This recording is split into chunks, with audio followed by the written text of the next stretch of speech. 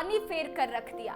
जंग भरी जिंदगी ने दायरों में घेर कर रख दिया। जिंदगी की जद्दोजहद से जूझ जाते हम भी, जिंदगी की जद्दोजहद से जूझ जाते हम भी, मगर कई हादसों ने हमें बिखेर कर रख दिया। ठीक इसी तरह लालू यादव के सपने पर भी पानी फिर गया है और एक हादसे ने उन्हें बिखेर कर रख दिया। जी हाँ, अब लालू यादव के सपने पर पानी तो फिरा है, लेकिन आखिर वह क्यों बिखर गए हैं, आइए आपको इस वीडियो में बताते हैं। नमस्कार, आप देख रहे हैं कैपिटल टीवी बिहार का स्पेशल शो बिहार का चौसर और मैं हूं आपके साथ आत्मजा।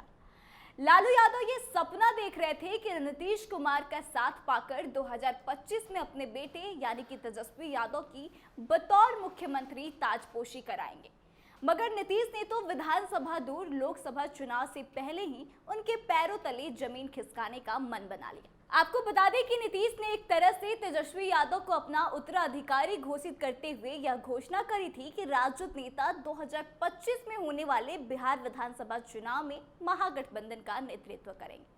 नीतीश की इस घोषणा के बाद जदयू में नाराजगी फैल गई, जिसकी वजह से उपेंद्र कुशवाहा जैसे नीतीश के करीबी सहयोगी को पार्टी छोड़नी पड़ी। वर्ष 2020 के बिहार विधानसभा चुनाव में राजद ने शानदार प्रदर्शन किया था। सबसे बड़े दल के रूप में आरजेडी उभरी थी।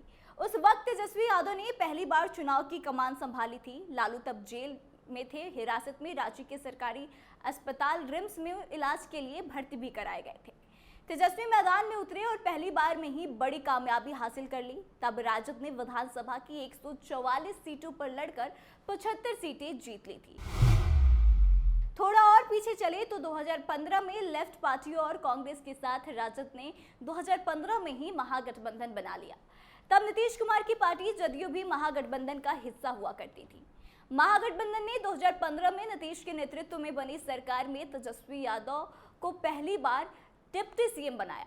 तेजस्वी को 2020 के विधानसभा चुनाव में सदस्यों की संख्या के हिसाब से एनडीए से 8-9 सीटें कम आई थी, जिसकी वजह से वह सरकार बनाने से चूक गए। उसके बाद तेजस्वी को दूसरी बार बिहार का डिप्टी सीएम बनने का मौका तब मिला जब नीतीश ने 2022 में एनडीए से अलग होकर महागठबंधन का दामन थाम लिया। उसके बाद वे 17 महीने तक नीतीश की सरकार में दूसरे ओहदे के मंत्री यानी कि डिप्टी सीएम बने रहे।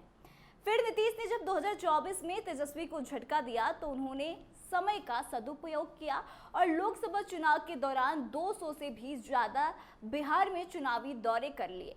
भीड़ भी उनकी सभाओं में खूब उमड़ी। राजद के कोर वोटर में मुसलमान, यादव और कुशवाहा वोटों का सम्मिलित आंकड़ा 37% था। मुकेश सहनी और वाम दलों की वजह से ओबीसी, ईबीसी और दलित वर्ग के भी कुछ वोट जरूर मिलने चाहिए थे।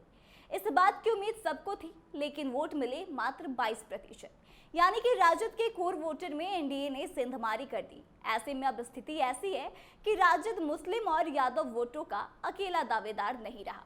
अगर इन दोनों जातियों के पूरे वोट राजद को मिले होते तो उसका वोट शेयर कम से कम 30 से 32% होना चाहिए, लेकिन ऐसा कुछ हुआ नहीं। इसकी दो वजह भी थी। पप्पू यादव के बारे में तेजस्वी का यह बयान कि राजद उम्मीदवार को आप वोट नहीं दे सकते तो एनडीए प्रत्याशी को वोट दे दें, यादव के भड़कने का सबसे बड़ा कारण यही बना। वहीं मुसलमान तो पहले से ही इस बात को लेकर नाराज थे कि टिकट बंटवारे में अधिक आबादी के बावजूद भी उनके साथ नाइंसाफी की गई। राजद ने 17% मुसलमानों के लिए लोकसभा में सिर्फ 2 ही सीटें दी थी। टिकट बंटवारे में मुसलमानों की उपेक्षा और पप्पू यादव के मुद्दे पर यादव तबके की नाराजगी राजद को इशारा कर गई कि मुसलमान और यादव पर राजद अपना एकाधिकार ना समझे, वह अपना फैसला भी बदल सकते हैं। मत प्रतिशत से भी पता चलता है कि उसे उसके समीकरण के पूरे वोट भी नहीं मिले। इसके बावजूद भी तेजस्वी यादव की लोकसभा चुनाव में सबसे बड़ी सफलता यह है कि राजद का वोट शेयर बढ़ा है। पिछली बार 0 के मुकाबले इस बार 4 सांसद भी हो गए। उनके नेतृत्व में चुनाव लड़कर इंडिया ब्लॉक ने एनडीए से 10 सीटें भी छीन ली, लेकिन कहीं ना कहीं नीतीश कुमार के धोखे में लालू यादव के सपने पर तो पानी फिर गया है और इस हादसे ने उनके कोर वोटरों को बिखेर कर रख दिया। यानी कि यादव और मुस्लिम का जो कोर वोट बैंक था उसमें बड़ी सेंधमारी देखी गई है इस बार के लोकसभा चुनाव में। तो आपको क्या लगता है कि अब वाकई में यादव और मुसलमान वोटर जो कि राजद का कोर वोटर माना जाता है वह अब बिखर गया है, और क्या इसका नुकसान विधानसभा में भी राजद को उठाने को मिलेगा? आप कमेंट करके अपनी राय जरूर बताएं और वीडियो को शेयर करें और आगे के तमाम अपडेट्स के लिए देखते रहे कैपिटल टीवी बिहार। धन्यवाद।